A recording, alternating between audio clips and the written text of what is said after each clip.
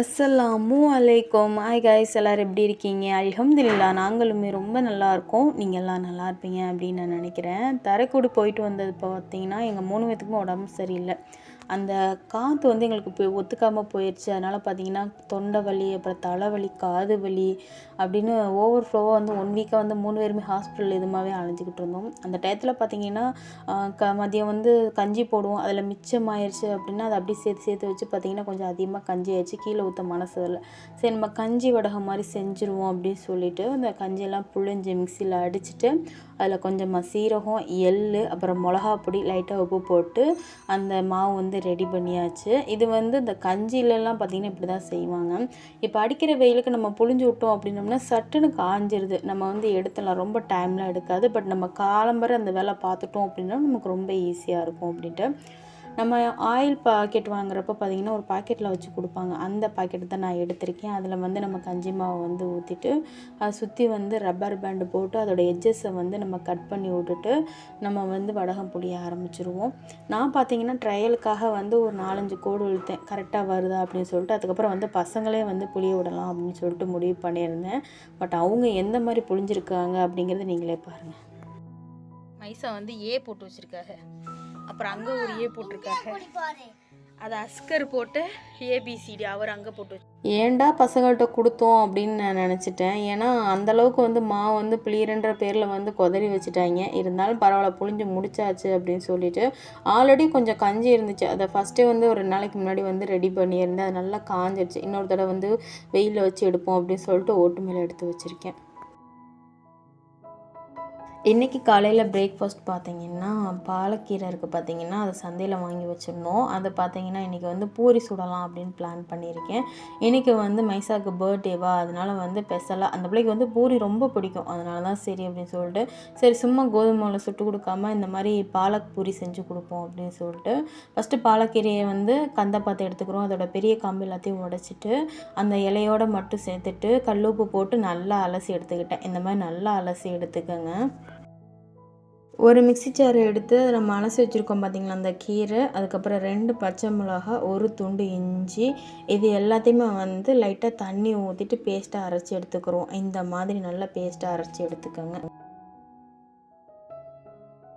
வீட்டில் அரைச்ச கோதுமை மாவில் பார்த்திங்கன்னா கொஞ்சமாக வந்து உப்பு, லைட்டாக வந்து எண்ணெய் ஊற்றிட்டு அதுக்கப்புறம் நம்ம அரைச்சி வச்சுருக்கோம் பார்த்திங்களா அந்த பேஸ்ட்டை வந்து நம்ம தண்ணி எதுவும் சேர்க்காம நம்ம அரைச்சி வச்சுருக்க அந்த பேஸ்ட்லேயே வந்து எல்லாமே இருக்கிற மாதிரி உங்களுக்கு அகைன் வந்து தண்ணி தேவைப்பட்டுச்சு அப்படின்னா நீங்கள் அந்த மிக்ஸி ஜாரில் வந்து லைட்டாக தண்ணி ஊற்றி அலசி அந்த தண்ணியை சேர்த்து நல்லா மாவு பிசைஞ்சு எடுத்துக்கலாம். நல்லா அடித்து பிசைஞ்சு ஒரு 1/4 மணி நேரம் வந்து ஊற வச்சுட்டா கரெக்டாகிடும்.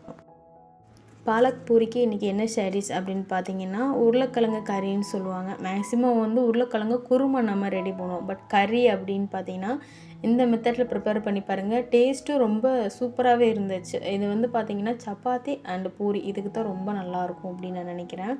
ஃபஸ்ட்டு பார்த்திங்கன்னா உருளைக்கிழங்க வேக போட்டு எடுத்துக்கோங்க. இன்றைக்கி வந்து நான் குக்கரில் போடாமல் வந்து சட்டியில் தான் வேக போட்டு எடுத்துட்டேன். இதுக்கு வந்து ஒரு மசாலா வந்து ப்ரிப்பேர் பண்ண போகிறோம். அதுக்கு ஒரு பவுல் எடுத்துக்கோங்க. 10 ரூபா பாக்கெட் தயிர் பாக்கெட் இருக்குது பார்த்திங்களா, அந்த ஒரு பாக்கெட் எடுத்திருக்கேன். அதில் பார்த்திங்கன்னா 1 ஸ்பூன் வந்து வீட்டில் அரைச்ச மிளகா பொடி, 1/2 ஸ்பூன் பார்த்திங்கன்னா மஞ்சத்தூள், 1/2 ஸ்பூன் தாராளமாக வந்து நீங்கள் மஞ்சத்தூள் சேர்க்கலாம். அதுக்கப்புறம் பார்த்திங்கன்னா 1 ஸ்பூன் பார்த்திங்கன்னா கரம் மசாலா தூள், அதுக்கப்புறம் பார்த்திங்கன்னா வீட்டில் அரைச்ச அந்த குழம்பு மல்லித்தூள் சொல்லுவாங்க பார்த்திங்கன்னா அது ஒரு 1/2 ஸ்பூன் போடணும். அப்புறம் வெறும் மல்லித்தூள் இருக்கும் பார்த்திங்கன்னா அது ஒரு 1/2 ஸ்பூன். அதுக்கப்புறம் வந்து 1/2 ஸ்பூன் பார்த்திங்கன்னா அந்த மாதிரி சீரகத்தூள் சேர்க்கணும். லைட்டாக வந்து உப்பு போட்டுட்டு நல்லா இந்த மசாலாவை ரெடி பண்ணிக்கோங்க. இதுதான் வந்து நம்மளோட ப்ரிப்பரேஷன். நம்ம வேறு எதுவுமே நான் சேர்க்க போகிறதில்ல. எல்லா மசாலாவும் தயிரோடே மிக்ஸ் பண்ணி இந்த மசாலாவை ரெடி பண்ணி வச்சுக்கிறணும். இந்த மாதிரி உருளைக்கிழங்கு வெந்துருச்சு. அதை வந்து மைசா அத்தாட்ட கொடுத்து உரிக்க சொல்லிவிட்டு நீங்கள் உரிங்க, நான் வந்து ஈஸியாக தாளித்து போட்டுறேன் அப்படின்னு சொல்லிட்டு இப்போ நம்ம தாளிப்பு பார்க்கலாமா. ஒரு பேன் வச்சுக்கோங்க. அதில் கொஞ்சமாக ஆயில் ஊற்றிக்கோங்க. எண்ணெய் காஞ்சதுக்கப்புறம் பார்த்திங்கன்னா கொஞ்சமாக சீரகம் போட்டுக்கோங்க. சீரகம் நல்லா பொரிஞ்சதுக்கப்புறம் பார்த்திங்கன்னா இஞ்சி, வெள்ளைப்பூடு, பச்சை மிளகா இது 3யுமே வந்து இடி உரலில் இடித்து போட்டிருக்கேன். எண்ணெயில் போட்டு நல்லா வந்து அந்த பச்சை வாசனை போகிற தட்டியுமே வந்து நல்லா வதக்கிக்கோங்க. அப்புறம் ஒரு 4 பல்லாரி எடுத்திருக்கேன். குட்டி குட்டி பல்லாரி தான், அதை குட்டியாக நறுக்கி அதையுமே வந்து எண்ணெயில் போட்டு நல்லா வதக்குங்க.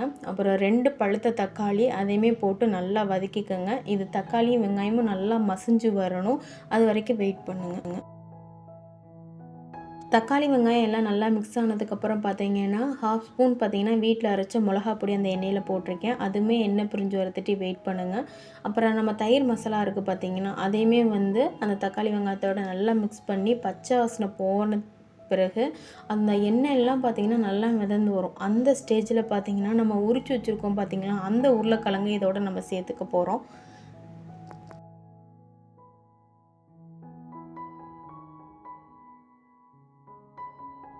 உருளைக்கிழங்கு சேர்த்து நல்லா பெரட்டி விட்டுக்கங்க. இதோட ஓகே அப்படின்னாலும் பரவாயில்ல. பட் எனக்கு இன்னும் கொஞ்சம் வந்து தண்ணியாக வேணும், அதே நேரத்தில் கொஞ்சம் கிரேவி மாதிரி இருக்கணும் அப்படின்னோம்னா, நம்ம தயிர் கலவைக்கு பார்த்திங்கன்னா அந்த பேனில் லைட்டாக தண்ணி ஊற்றி அந்த தண்ணியை வந்து நீங்கள் மிக்ஸ் பண்ணிக்கலாம். கடைசியாக வந்து கொத்தமல்லி புதினா போட்டு ஒரு 5 நிமிஷம் வேக வச்சு எடுத்திங்கன்னா போதும். உருளைக்கிழங்கு கறி ரெடி ஆயிரும். சைட்லேயே பார்த்திங்கன்னா நம்ம வந்து பாலக் பூரி ரெடி பண்ணிடலாம். அதுக்கு வந்து நான் எண்ணெயை காய வச்சுருக்கேன். பூரிக்கு தேவையான அளவுக்கு உருண்டை மாவு எடுத்துக்கோங்க. அதுக்கப்புறம் உங்களுக்கு எந்த மாதிரி தேவையோ, அதாவது மேக்ஸிமம் வந்து பூரி வந்து ரவுண்டாக சுடுவாங்க, ஒரு சில பேர் சதுரமாக, ஒரு சில பேருக்கு வந்து ஷேப்பே வராது, அந்த மாதிரி கூட சுடலாம். நான் இன்றைக்கி வந்து ஓரளவுக்கு வந்து ரவுண்ட் ஷேப் வர்ற மாதிரி ட்ரை பண்ணேன். நல்லா பஃப்ஃபுன்னுமே வந்துருந்துச்சு. டேஸ்ட் ஒன்றும் பெருசாக ஒன்றும் வித்தியாசம் இல்லை, நம்ம நார்மலாக பூரி சாப்பிட்றோம்ல அந்த மாதிரி தான் இருந்தது. பாலக் சேர்த்துருக்கனால வந்து டேஸ்ட் எதுவும் மாறுபடுமா, பசங்களுக்கு எதுவும் பிடிக்காம போமா, அந்த மாதிரிலாம் எதுவுமே கிடையாது. சூப்பராக இருந்துச்சு, எந்த ஒரு டிஃப்ரென்ஸுமே தெரியல. நார்மலாக பசங்க வந்து சாப்பிட்டாங்க. உருளைக்கிழங்கு கறியுமே ரெடி ஆயிடுச்சு. ரொம்ப டேஸ்ட்டாக இருக்கும். இதே மெத்தடில் நீங்கள் சிக்கனுமே செய்யலாம். இல்லாட்டா அந்த வெள்ளை கொண்டைக்கடலை இருக்குது பார்த்தீங்களா, அதுவுமே வந்து இந்த உருளைக்கிழங்கு நான் இப்போ செஞ்சேன் பார்த்தீங்களா, இதே டேஸ்ட்டில் பண்ணிங்கன்னா டேஸ்ட் ரொம்ப நல்லாயிருக்கும். கண்டிப்பாக ட்ரை பண்ணுங்கள். காலையில் பிரேக்ஃபாஸ்ட் ரொம்ப சூப்பராக இருந்துச்சு. இன்றைக்கி மைசாவுக்கு பர்த்டேன்னு சொல்லியிருந்தோம். பட் பாப்பாவோட பர்த்டே வந்து செலிப்ரேஷன் எதுவும் பண்ணல, ட்ரெஸ்ஸஸ் அந்த மாதிரி எதுவுமே எடுக்கலை. மைசாவுக்கு வந்து ஒரு குட்டி பிரேஸ்லெட் அவங்க தான் வாங்கி கொடுத்துருந்தாங்க. பட் இதுவுமே மைசாவுக்கு கொடுத்தா அவ்வளோ ஹாப்பியாக இருந்தான். பாப்பாவுக்கு வந்து கிஃப்ட் பார்த்தீங்கன்னா என்னோடய நாத்தனார் வந்து வாங்கி கொடுத்துருந்தாங்க, மூத்த நாத்தனார். அவங்க தான் பக்கத்தில் இருக்காங்க. அவங்க வந்து கடை கூட்டிகிட்டு போய் உனக்கு என்ன வேணும்னு கேட்டோன்னே மைசா பார்த்தீங்கன்னா இதெல்லாம் எனக்கு வேணும்னு சொன்னோன்னே வாங்கி கொடுத்துட்டாங்களாம். ஒரு டோரா பாக்ஸு, இது வந்து அஸ்கருக்கு வந்து அவங்க வாங்கி கொடுத்துருந்த அந்த ஆயில் பேஸ்ட் கிரையான்ஸு. மைசாவுக்கு பார்த்தீங்கன்னா 50 பீசஸ் இருக்கிற மாதிரி பெரிய கிரையான்ஸு.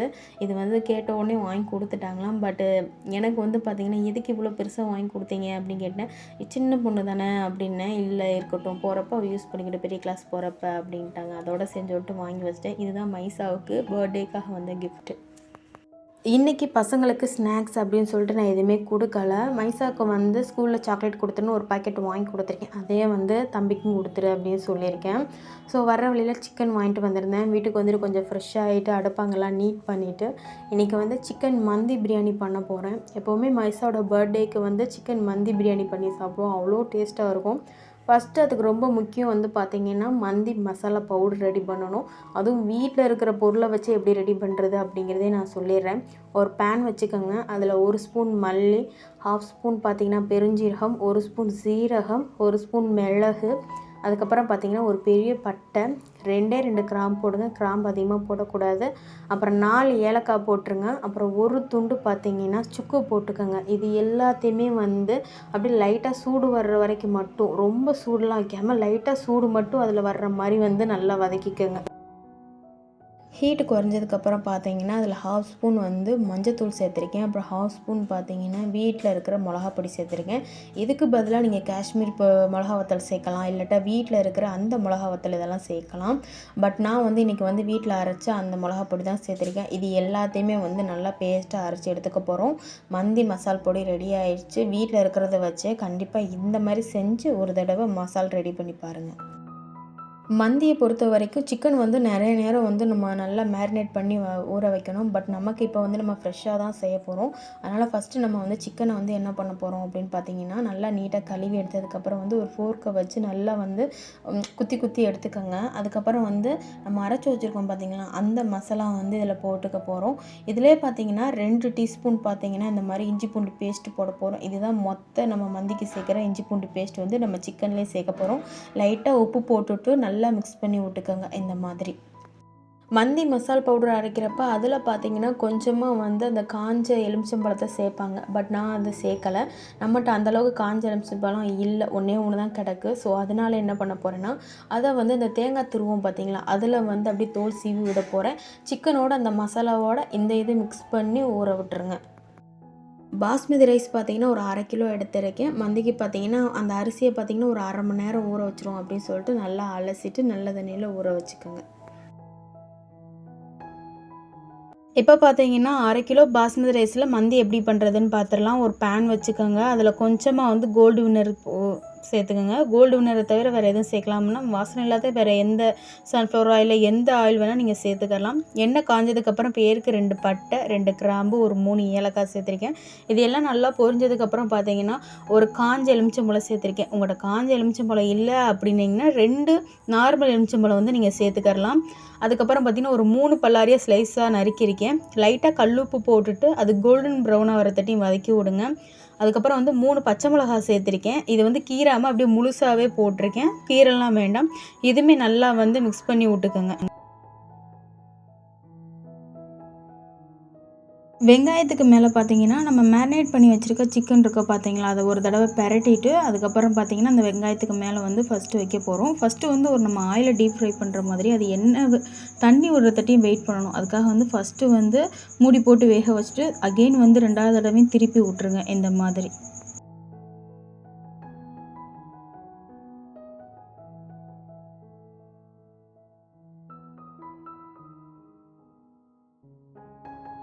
சின்ன சின்ன பீஸஸாக இருக்குது அப்படின்னா கொஞ்சம் பார்த்து இது பண்ணுங்க. நான் கொஞ்சம் பெரிய பீஸாக இருக்குது அப்படிங்கிறனால அது முழுகிற அளவுக்கு நான் தண்ணி ஊற்றி வேக வச்சுருக்கேன். பட் எனக்கு வந்து பார்த்திங்கன்னா, பாஸ்மதி ரைஸுக்கும் நான் இப்போ ஊற்றுற தண்ணிக்கும் பார்த்திங்கன்னா, கொஞ்சம் தான் டிஃப்ரென்ஸ் இருக்கும். ஸோ அதனால் வந்து பார்த்திங்கன்னா, நான் 1½ உலக்கு அரிசி எடுத்திருக்கேன் அப்படின்னா, இப்போ பார்த்திங்கன்னா 1 உலக்கு தண்ணி ஊற்றி நான் வந்து சிக்கனை வந்து வேக வச்சு எடுத்துக்க போகிறேன். நல்லா வெந்ததுக்கப்புறம் வந்து அதை தனியாக நம்ம பிரித்து வெளியில் எடுத்துக்கிறணும்.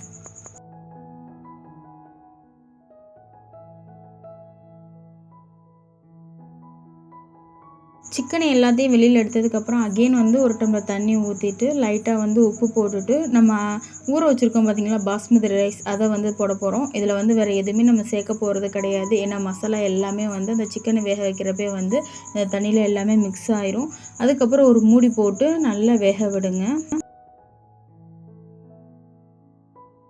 நம்ம வேக வச்சு எடுத்துருக்க அந்த சிக்கனை பார்த்தீங்கன்னா, இப்போ நம்ம கிரில் பண்ண போகிறோம். அதுக்கு பார்த்தீங்கன்னா, நம்ம டேரெக்டாக வந்து கங்கில் வந்து கிரில் பண்ணி எடுக்கலாம். பட் அதுக்கு பதிலாக என்ன பண்ணியிருக்கேன் அப்படின்னா, ஒரு தவாவில் பார்த்தீங்கன்னா, லைட்டாக ஆயில் ஊற்றிட்டு நம்ம வேக வச்சு எடுத்துருக்க சிக்கனையும் வச்சுட்டு, அதுக்கு மேலே பார்த்தீங்கன்னா, நம்ம மந்தி மசாலா அரைச்சிருப்போம் பார்த்தீங்களா, அதில் கொஞ்சமாக வந்து உப்பு, தூள் உப்பு கலந்துட்டு, அதுக்கப்புறம் இந்த பொடியை வந்து ஃபுல்லாக மேலே வந்து ஸ்ப்ரெட் பண்ணி விட்டு இந்த மாதிரி கிரில் பண்ணி எடுத்துக்கோங்க. அந்த மாதிரி பெரட்டி பெரட்டி வேக வச்சு எடுத்திங்கனாலே போதும். செம்ம டேஸ்ட்டாக இருக்கும். அது கிரில் பண்ண டேஸ்ட்லேயே இருக்கும். இப்போ மந்தியை பொறுத்த வரைக்கும் அதுக்கு வந்து சைடிஷ் வச்சு சாப்பிட்ணும். போன தடவை மைஸோட பர்த்டேக்கு நான் மந்தி செய்கிறப்ப அதுக்கு எதுவும் சாப்பிடல. பசங்களுக்கு வந்து சிக்கன் வச்சே கொடுத்துட்டேன். பட்டு இந்த தடவை பார்த்தீங்கன்னா, சரி நம்ம மந்தி சால்னா, அதாவது மந்தி சைடிஷ் எது வேணால் வச்சுக்கலாம். அதை ஊற்றி சாப்பிட்ற மாதிரி ஏதாவது வைப்போம் அப்படின்னு சொல்லிட்டு 4 தக்காளி எடுத்திருக்கேன், 2 பச்சை மிளகா, 2 வரமிளகா, ஒரு 5, 6 வெள்ளைப்பூடு சின்ன பூடு எடுத்திருக்கேன். புதினா பார்த்தீங்கன்னா ஒரு கொஞ்சமாக தான் எடுத்திருக்கேன். கொத்தமல்லி கொஞ்சம் அதிகமாக எடுத்திருக்கேன். புதினா வந்து கொஞ்சமாக போடுங்க. கொத்தமல்லி வந்து கொஞ்சம் கை நிறைய கூட அள்ளி போடுங்க. இது எல்லாத்தையுமே லைட்டாக உப்பு, லைட்டாக வந்து லெமன் ஜூஸ் புழிஞ்சு கண்டிப்பாக நல்லா அதாவது ரொம்ப நைஸாக அரைக்காமல் கொஞ்சம் கொரப்பா அரைச்சி எடுத்துக்கோங்க. இந்த மாதிரி இந்த சால்னா ரெடி ஆயிடுச்சு. நமக்கு வந்து ரைஸ் ரெடி ஆயிடுச்சு. இப்போ நம்ம கிரில் பண்ணி வச்சுருக்கிற சிக்கனை வந்து பார்த்திங்கன்னா, அந்த ரைஸுக்கு மேலே வந்து ஃபுல்லாக வச்சுட்டு, இப்போ வந்து இந்த ரைஸ்க்கு வந்து ஒரு ஸ்மோக்கீஸ் ஃப்ளேவர் வந்து கொடுக்கணும். அதுக்காக பார்த்திங்கன்னா, அடுப்பு கரியை வந்து தீயில காட்டி அது கங்கு மாதிரி வந்துடும். அதில் வந்து பார்த்திங்கன்னா, ஒரு குட்டி கிண்ணம் வச்சு அதில் லைட்டாக கங்க வச்சு மேலே வந்து 2 ட்ராப் வந்து ஆயில் ஊற்றிங்கன்னா போதும். அந்த ஸ்மெல் வந்துடும். அது அப்படியே வர்றதுக்காக ஒரு மூடி போட்டு மூடி வச்சுருங்க. போன தடவை நான் செய்கிறப்ப இந்த ஸ்மோக்கி ஃப்ளேவர் வந்து நான் செய்யலை. காரணம் என்னென்னா பசங்களுக்கு பிடிக்காமல் போயிருமோ அப்படின்னு சொல்லிட்டு விட்டுட்டேன். பட் இந்த தடவை பர்ஃபெக்டாக கடையில் வாங்கின மாதிரியே அந்த மந்தி ரைஸ் இருக்கணும் அப்படின்னு சொல்லிட்டு எல்லாமே கரெக்டாக ஃபாலோ பண்ணேன். சூப்பராக அமைஞ்சிருந்துச்சுங்க.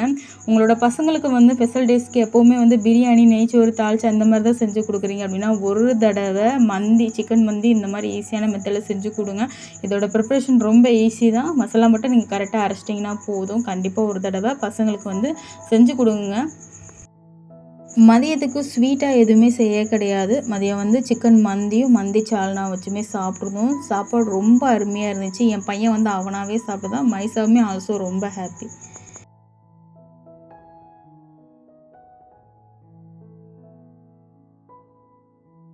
இது பார்த்தீங்கன்னா, மதியம் ஒரு 5 மணி இருக்கும். நான் ஸ்நாக்ஸ் எதுவுமே செய்ய கிடையாது. வீட்ல வந்து கடல வந்து அவிச்சு வச்சிருந்தேன். வந்தா சாப்பிட்டுட்டு, அவங்கள மதரசாக்கு அனுப்பிட்டு, இப்போ எங்க போறோம் அப்படின்னு பார்த்தீங்கன்னா, இப்போ நான் வந்து லவ்லி கேக் பார்க் தான் போறேன். அங்க போயிட்டு வந்து நம்ம கேக் வாங்கி பக்கத்துல இருக்க நெய்பர்ஸ்க்குலாம் குடுப்போம் அப்படின்னு. கேக் வந்து வெட்டல. அங்க இருக்கிற அந்த சாக்லேட் கேக்க வாங்கி அப்படியே வந்து குடுத்துரலாம் அப்படின்னு ஒரு பிளானு. சரின்னு சொல்லிட்டு என்னென்ன வாங்கிட்டு வந்தேன் அப்படின்ட்டு பார்க்கலாமா?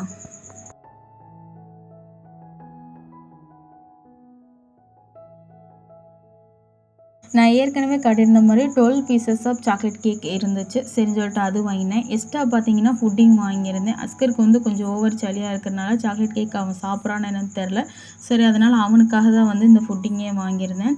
அதுக்கப்புறம் பார்த்தீங்கன்னா, சீனி பன்னு சொல்லுவாங்க. அந்த பன்னுல வந்து மேலே வந்து கேரமல் மாதிரி சீனிய வந்து நல்லா வந்து அந்த ஒரு மாரி எல்லோயிஷ்ஷா இருந்துச்சு அது மேல. சரி ஓகே வாங்கி ட்ரை பண்ணி பார்ப்போம் அப்படின்னு சொல்லிட்டு தான் அதுவுமே வாங்கிட்டு வந்திருந்தேன். பாக்ஸில் பார்த்தீங்கன்னா, என்னோட மாமியாருக்கு வந்து அந்த சீனி பன்னும், அதுக்கப்புறம் ஒரு புட்டிங், அப்புறம் ஒரு கேக் வச்சு குடுத்துட்டேன். அப்புறம் நெய்பர்ஸ்க்குலாம் குடுக்குறதுக்கு கேக் எல்லாத்தையும் எடுத்து வச்சாச்சு. இன்றைக்கி பார்த்தீங்கன்னா, மைசா மதர்ஸா போயிட்டு வந்ததுக்கப்புறம் தான் வந்து ஃபஸ்ட்டு வந்து மாமிக்கு குடுத்துட்டு, அதுக்கப்புறம் வந்து மச்சிக்குமே வந்து பாக்ஸ்லேயே வச்சு குடுத்தாச்சு. அதுக்கப்புறம் வந்து நெய்பர்ஸ்க்குலாம் குடுக்குறதுக்காக அனுப்பி விட்டுட்டேன். இந்த வீடியோ இதோட முடிச்சுக்கிறேன். நாளைக்கு ஒரு